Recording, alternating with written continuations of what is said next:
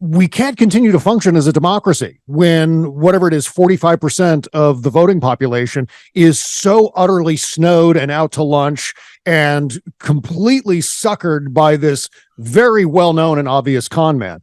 How do you continue to function when every election could mean democracy goes away? I don't know how that continues to go on election after election after election before people, I guess, at some point have to say, enough's enough. What do we do about this problem? What do we do about this the thing that all these people would much rather just jettison democracy, have this fascist idiocrat in the White House doing his thing? I mean, what do you do about that? And it's a very real possibility that we get into that kind of situation. And go ahead. Sorry. Oh, I was just gonna say, and so that is an untenable place for us to be in as a democracy, where fascism is just around the corner at all times, and 45% of the voting population, whether they realize it or not, want that outcome. It's infuriating and insane. The worst part for me, honestly, I mean, just a slight, mostly what you said, but a slight alteration, which is you look at sort of, you look at fascism, these kinds of authoritarian movements in sort of democratic republics in the past, you often will find, sadly, it's very easy for them to get between a quarter and a third of the population behind them. That's without Fox News, without whatever. Just the worst part to me is that other 10 to 15%. And that is because that other 10 to 15% is exactly the byproduct of their right-wing noise system. Because what they do is, and you may know some of these people, I know some of them, who know better.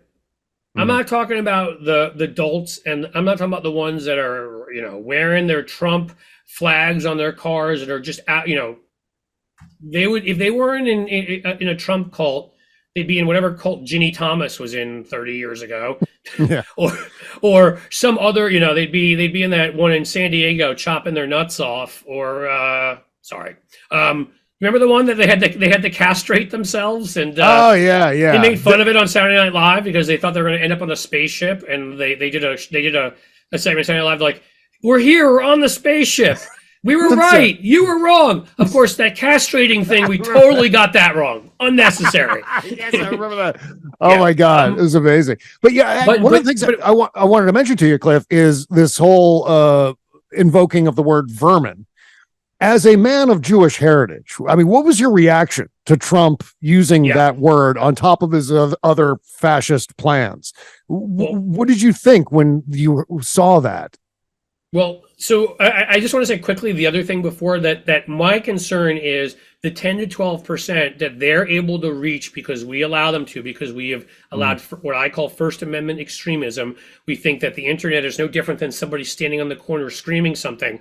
And we've completely not risen to the occasion the way Germany has, and the United Kingdom and other democracies that ban certain things because they realize they're dangerous to democracy, and don't just say any speech, hate speech and whatever is totally fine. And what these guys do is they take people that otherwise are intelligent people, and they make them, all they do is destroy Biden and destroy the Democrats. And if they can make that so that both are just as bad, they're not in the Trump cult, but they either react by saying, I'm not going to vote, or I'm going to vote for Trump as the lesser of two evils. That's the part that worries me. That other 33% is always there. But to get back to your question, well, look, hasn't been a great month for the Jews. We'll start with that.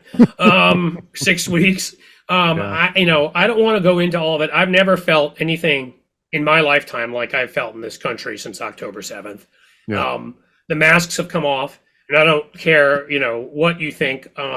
Folks can think different things and think Israel has not taken any precautions when it comes to killing civilians and should take more.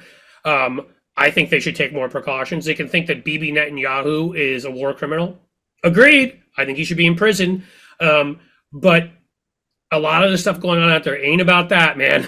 It's people who the guy who was at the pro-Israel march yesterday who started hiling Hitler in front of people. Yeah. He didn't say a thing about Palestinians or anything. It's allowed people to take their worst their masks off and be their worst selves. And if you Yeah. study history again, you've seen it. Mhm. If you've seen this stuff in history when these times pop up. And so just to completely take this out of the context of what's going on in the Middle East, already anti-Semitism, Jews amount to 2.6% of the US population. We are now, at least as of a week ago, we were 60+% of the hate crimes. Mhm. So think about those numbers for a second. Trump, of course, as he does with everything else, always makes it worse. Yeah. So I explained this in a video I did on Trump, the vermin thing. The way that Nazis dehumanized Jews was by calling them rats. If you can find a disgusting, despicable creature to people, something that makes them feel gross right away, and equate whoever it is to that, you can get them to see them as below human. Yeah. And I mean, I'm sure they use the word vermin at times too, but there was they made videos where Jews were turned into rats, and Lily Riefenstahl, Yeah. whose name I may be mispronouncing, and I don't care. No, I think that's right. Yeah. I do have a cat causing trouble back here. Well, that's cool because he's cute. Or Lenny Riefenstahl. In any case.